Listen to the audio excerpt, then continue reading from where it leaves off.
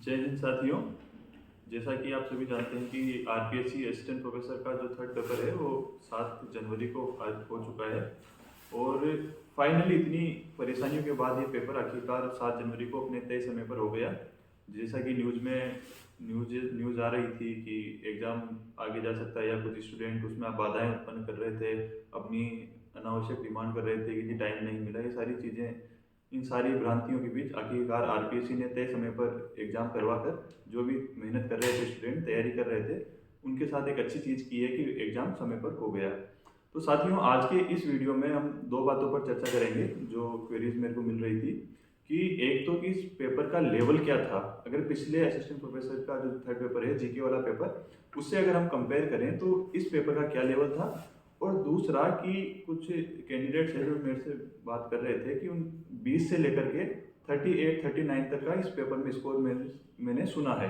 तो वो उनका ये था कि कितना स्कोर सेफ है, क्योंकि सबको कहीं ना कहीं एक डर रहता है कि उनको सब्जेक्ट में अब कितना करना है और ये सारी चीज़ें हैं। तो इन दोनों चीज़ों के ऊपर हम इस वीडियो में चर्चा करेंगे। पहला कि इस पेपर का लेवल कैसा था, और दूसरा कि इसमें कितना स्कोर सेफ है और क्या औसत स्कोर है और आगे हमें किस तरीके की रणनीति अपनानी चाहिए।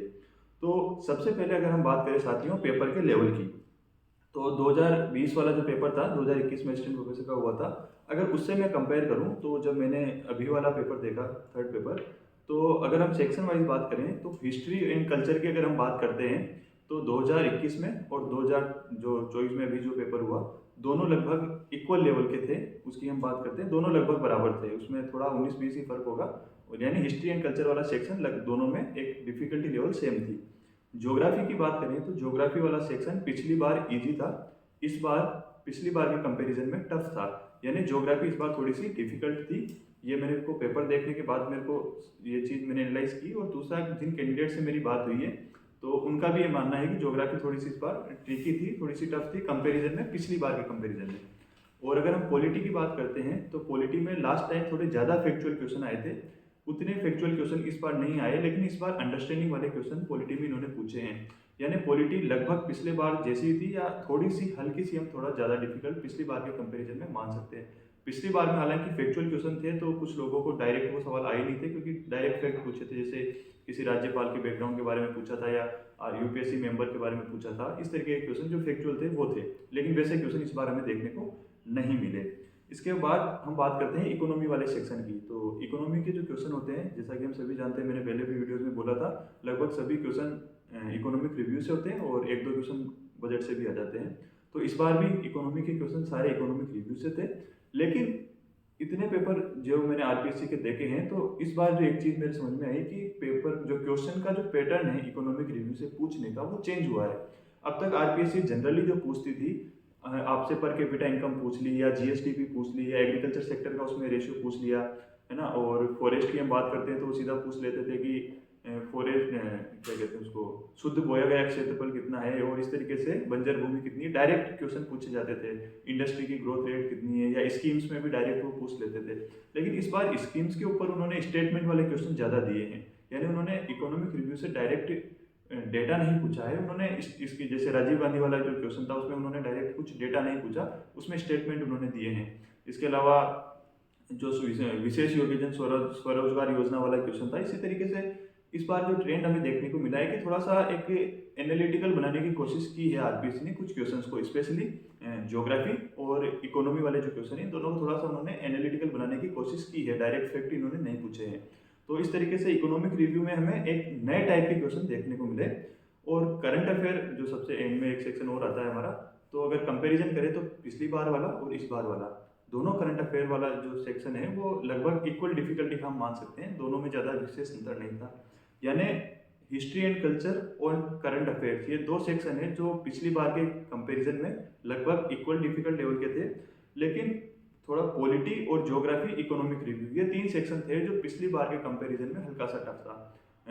आपने और भी वीडियोस देखे होंगे, सबका अपना एक एनालिसिस होता है, लेकिन ये मैंने जो फील किया पेपर देखने के बाद, क्योंकि इसके अलावा मैं इससे पहले भी आरएस प्रीलिम्स भी दे चुका था और आरपीएससी के एसीएफ और असिस्टेंट प्रोफेसर के पिछले जीके के पेपर दिए थे, और ये सारी चीज़ें पेपर एनालाइज करने के बाद मेरे को ये लगा कि इस बार वाला असिस्टेंट प्रोफेसर का पेपर पिछले वाले के कंपैरिजन में थोड़ा सा एक लेवल ऊपर हम इसको मान सकते हैं। तो ये तो हुई पेपर की डिफिकल्टी की बात। हालांकि अभी एक बार एक क्या होता है कि एग्जाम देके जब स्टूडेंट निकलते हैं तो उनको सबको ऐसा लगता है कि पेपर इजी था, है ना। जिनकी तैयारी होती है उनको ऐसा एक बार लगता है कि पेपर इजी था, उनका स्कोर कभी उनको लगता है कि हमारे 40 प्लस आ जाएंगे, 35 प्लस आ जाएंगे, लेकिन लास्ट में होता यही है कि जो स्कोर अभी थोड़ा सा हमें लगता है कैंडिडेट को पेपर देने के बाद तो वो काफ़ी डाउन आता है। और पेपर जो पहले ईजी लग रहा होता है लेकिन बाद में उसमें समझ में आता है कि नहीं इतना ईजी नहीं था जितना लोगों को समझ में आ रहा था।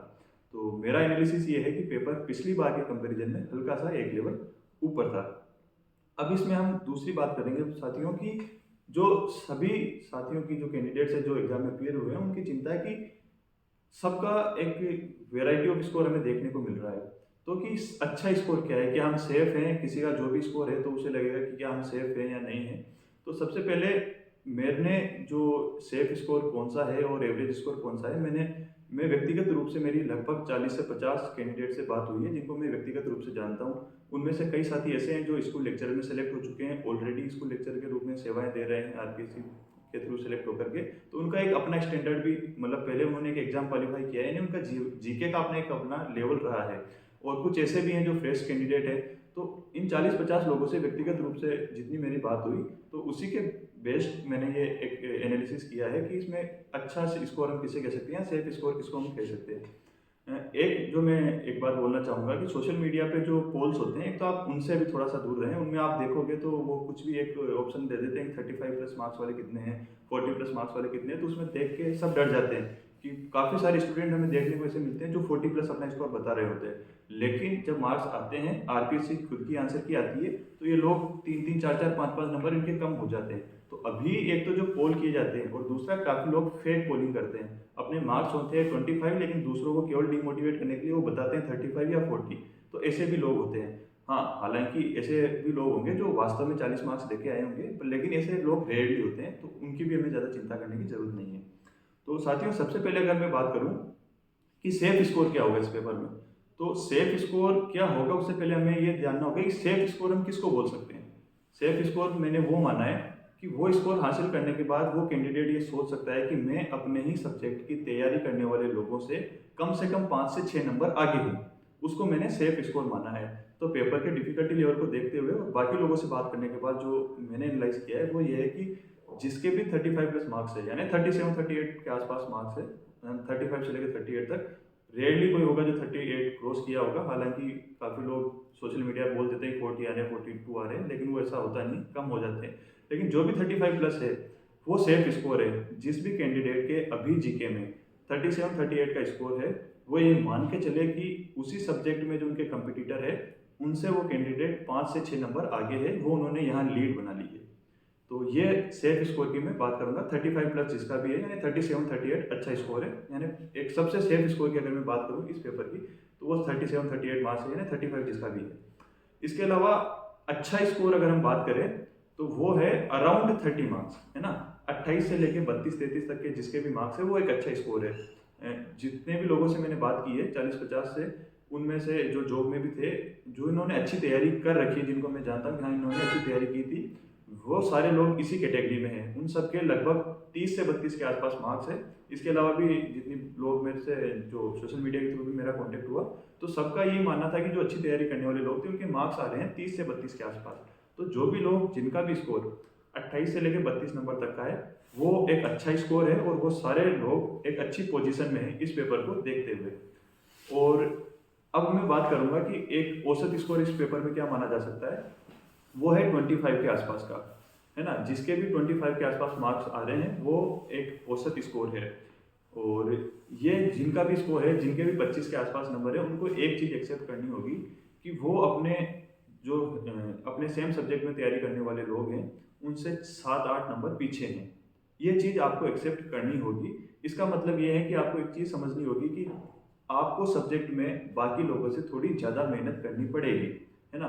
एक हम बोल देते हैं कि जी 150 मार्क्स तो क्या अब हमारे हाथ में है, हम कवर कर लेंगे, लेकिन हम ये भूल जाते हैं कि जिसके 35-37 मार्क्स है उसके भी हाथ में सब्जेक्ट के 150 मार्क्स हैं, है ना। तो वो भी अपनी पूरी कोशिश करेगा।